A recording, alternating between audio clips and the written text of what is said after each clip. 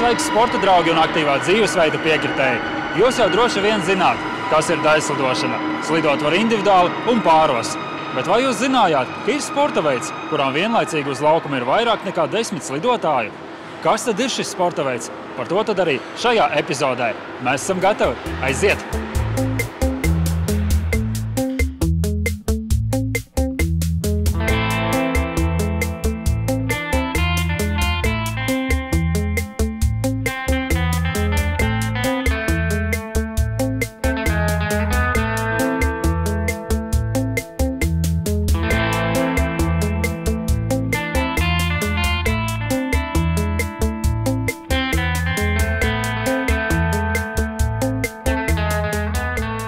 Jā, nu jau vairākus gadus Latvijā ir tāds sporta veids kā sinhronā slidošana. Noteikti daudziem Latvijas iedzīvotājiem tā būs tumša bilde, kas tas šis sporta veids tad ir. To tad mēs arī dodamies noskaidrot, un Pieķerta sporta veidu komanda ir atbraukusi pie sinhronās slidošanas treneris Almas Lācis, kura nu pat ar savu komandu ir atgriezusies no pasaules čempionāta Ungārijā. Sākumā tas bija tāds kā maziņš šovs, un pamazām tas ir pārtapis par tādu, principā, pat nopietnu sporta veidu. Nu, šis sporta veids ir radies Amerikā. Sākumā bija 24 meitenes, un viņas gāja starplaikos starp hokeja mačiem, izklaidēja skatītājus. Tad sākās pasaules kausa posmi bija meitenēm. Sākumā startēja 24 meitenes, pēc kāda laika samazināja uz 20 meitenēm, un no 2000. Gada sākās pasaules čempionāti sinhronajā slidošanā. Un tur jau samazināja līdz 16 meitenēm skaitu. Un tagad ir arī parādījušies puiši, kas arī piedalās komandās un startē. Un viņi ar katru gadu sarežģītos mums elementus, un principā viņš palika ļoti interesantāks un skatāmāks tas sporta veids. Un kā tad Latvijā tas viss aizsākās? Latvijā aizsāka mums Ventspilī. Jeļena Rižika pirmā aizbrauca uz Budapeštu semināru, pamēģināja ar savām meitenēm no Ventspils. Un tad izdomājām, ka arī mums no Rīgas varētu, kāpēc no Rīgas arī nevarētu, un mēs aizbraucām no Rīgas meitenes, 12 meitenes uz semināru Budapeštā, pamēģināt, kas tas ir vispār, jo mums nebija pilnīgi nekāda priekšstata, kad mēs braucām pirmo reizi. Nu, un tad mēs tā pamazām sākām, slidojām, un tad nolēmām apvienoties ar Ventspilu kopā komandu. Un pirmā komanda mums bija ar Ventspili un Rīgu, un mēs startējām 2012. gadā pasaules čempionātā. Tā bija pirmā Latvijas pieredze. Kas vispār ir nepieciešams, lai treneri var sakomplektēt normālu komandu? Pacietībai. Vislielāk vajadzīga pacietība un varbūt kaut kur arī veiksmē. Nu, grūti sakomplektēt meitenes, teiksim tā, jo tas tomēr komandas sporta veids.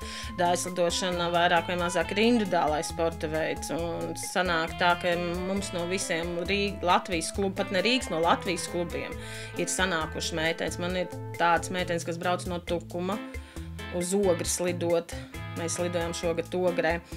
No Jelgavas, Olaines, un tas nav viegli, bet, nu, ja mēs gribam sasniegt mērķi, mēs uz to ejam, un viņas tiešām brauc un vēlām naktīm slido, un ir tas rezultāts beigās. Atsaucoties atmiņā tādu nesenos notikumus Ungārijā, uzstāšanās brīdī skatītāju ovācijas, vai valda kaut kāds klusums, vai visi gaida to brīdi, kad beigsies uzstājiens un varēs beidzot tad uzgavilēt? Nē, ir ovācijas, ir diezgan bieži ovācijas, kad uz pacēlieniem ir ovācijas. Tiešām tās meitenes, kad ceļ, mums bija ovācijas uz pacēlienu, tad bija tā kā mēs individuālās slidotājs, bija tāds obligātais elements, piruete. Un mūsu meitenes 16 paralēli griezās, un diezgan viņas smuki nogriezās paralēli, un tās saņēmām diezgan lielas ovācijas par to. Bet jums kā komandai vēl ir kaut kādi trumpi, kas vēl nav izmesti galdā? Es domāju, ka jā, man jau vidēs te ir, es jau sāku ieminēties, runāt kaut kādus no pāri elementiem, mēģināt kaut ko izdarīt interesantu. Par konkurenci, kas tad ir Latvijai priekšā, kuras ir tās sinhronās lidošanas lielvalstis? Šogad ir Krievija, vinēja pasaules čempionātu Somija, Zviedrija, Kanāda. Tās ir principā pasaules lielvalstis sinhronajā aizlidošanā. Viņām ir katrai komandai par 2 komandām piedalās pasaules čempionātā, un šogad viņas visas ieņēma 10. Tie, kas pagājuši gadu ir cīnās, kas pa 10, lai iekļūtu, cīnās vācieši, itāļi, franči un japāņi komandas. Viņi katru gadu cīnās, lai iekļūtu.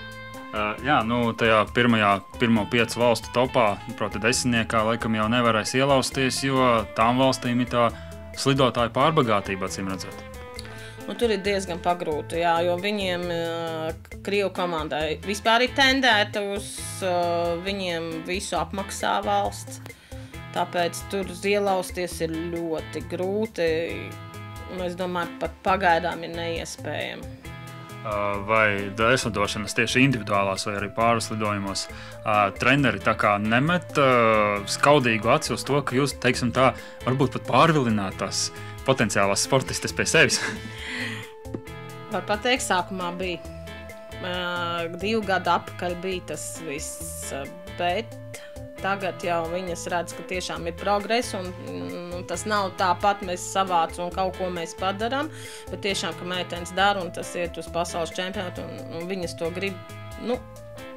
Es vairāk nevaru teikt, ka sūdzēties, ka kāds treneris man pārmet sākumā, varbūt bija tagad tieši otrādāk nāk, apjautājās arī par savām sportistēm, kas ir atnākuši uz sinhronā, vai viņi slido un kā viņām iet, vai iet labi. Sacījāt arī, ka ar sinhronā slidošanu nodarbojas arī puiši. Kā ir Latvijā ar puišu iesaistīšanu šajā sporta veidā? Labs jautājums par Latviju. Kur mums Latvijā visi puiši slido? Hokejā. Mums pat aizlidošanā var viņus uz pirkstiem saskaitīt. Jā, mums tagad viens puisis labs ir un vairāk principā nav.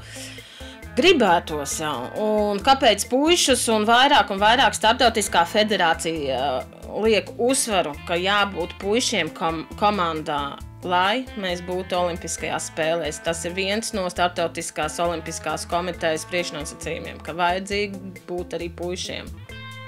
Tāpēc, šogad, es teikšu, 1. gadu diezgan daudz komandās bija jau puiši pa 2, pa 3, jau sāk piesaistīties. Jā, un nobeigumā tad par tiem nākotnes plāniem. Ko tad plānojat darīt? Nākotnes plāni mums ir nākošo gadu, mums ir junioru pasaules čempionāts, kas notiks Kanādā, un pieaugušo čempionāts, kas notiks Amerikā. Un gribētos aizbraukt uz abiem pasaules čempionātiem, jo junioriem šogad nebija. Pasaules čempionāts viņš notiek ik pēc 2 gadiem. Nekā pieaugušiem katru gadu notiek, un gribētu savā komandu junioru un aizbraukt uz junioru un senioru pasaules čempionātu. Tas ir lielākais mērķis. Kādā ziņā jums neviens no šiem braucieniem nebūs tāds plezīrs, tur tomēr nāks un strādās? Neviens brauciens nav plezīrs. Ja tu aizbrauc, tur ir jāstrādā. Meitenes ir dažas, es viņām skaidroju, ka ir jāstrādā, kā tu aizbrauc, ir jāstrādā no rīta līdz vēlam vakaram. Atpūta ir varbūt pat dažreiz gulēšana 5-6 stundas tur uz vietas. Ir jāstrādā. Tieši tā. Profesionāla attieksme, vai ne? No A līdz Ž.